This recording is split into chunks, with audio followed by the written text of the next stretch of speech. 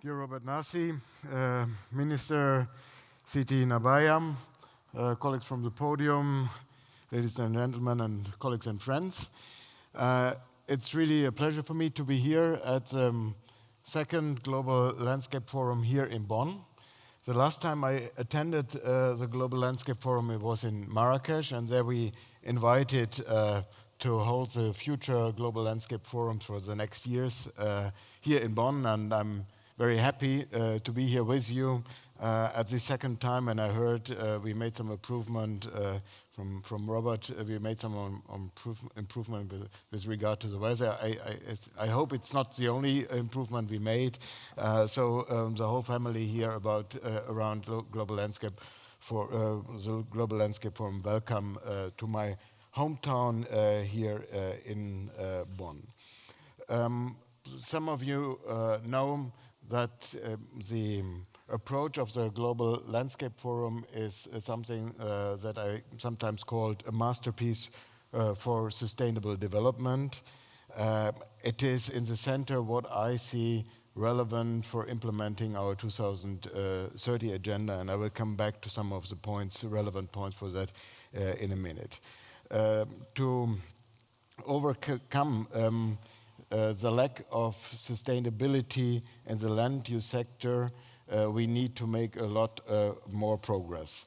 The biggest problems for the environment and other dimensions of the 2030 agenda is at the moment the unsustainable form of land use we have around the globe.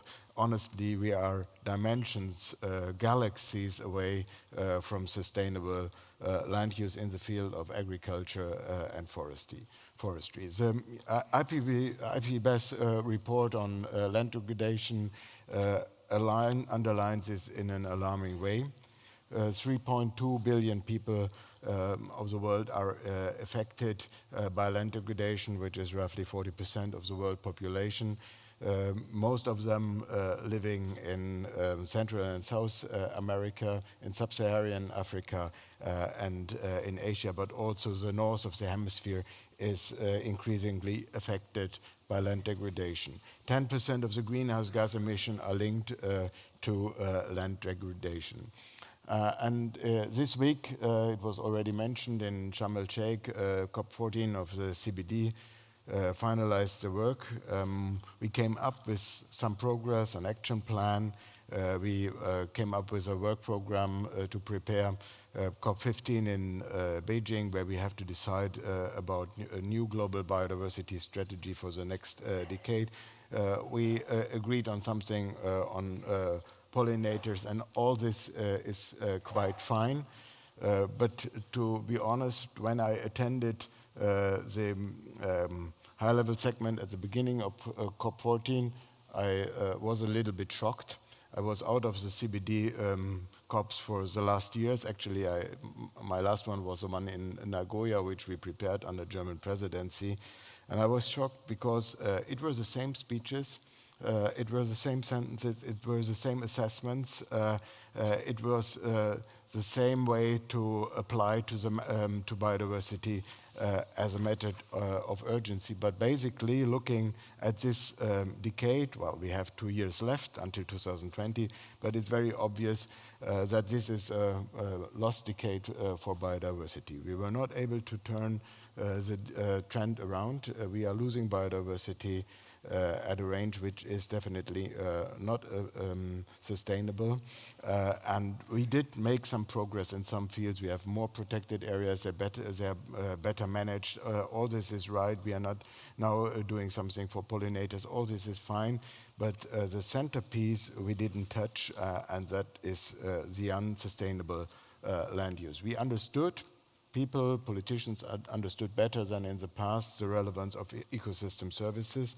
But we are not yet acting accordingly. So the most relevant task ahead of us is to turning unsustainable land use, unsustainable agriculture, unsustainable forestry into the opposite, to make it serve for the environment, for biodiversity, and for climate. We just got the assessment of the IPCC with regard to the 1.5 degrees world, and we saw the UNEP GAP report that we have to increase our ambition. And I just want to mention one issue which is relevant to your discussion.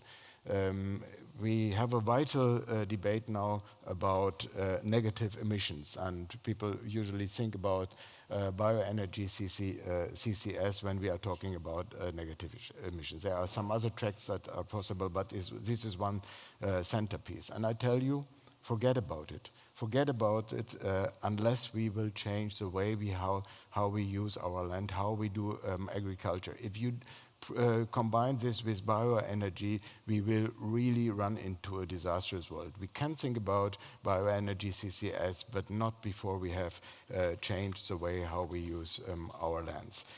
Finally, this is the way what we do wrong at the moment. Now we have to do what can we do better? And in the center of this debate is degraded land use, landscape restoration. Germany is, as you know, very committed to this approach. In 2011, we came up with our Bonn challenge, which is one of the key initiatives with regard to ecosystem restoration. And I was in your country, Minister, in Indonesia, in South Sumatra, when we surpassed the line of 150 million hectares pledges to be restored by 2020.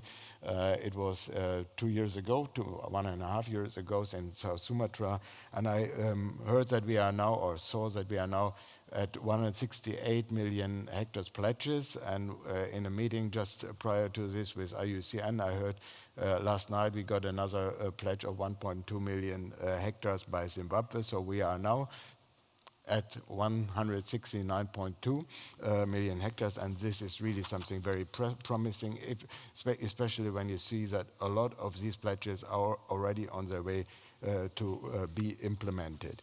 I think this is something we have to focus on. I was very much touched by the initiative of our good friend Lina Pohl from El Salvador to look forward to a decade, UN decade for ecosystem restoration. That is something very challenging. That will bring us nearer to our 2030 agenda. Of course, ecosystem restoration is not the only way to address our 2030 agenda, but without a landscape focus, we will not be able to meet any of these targets. Thanks a lot.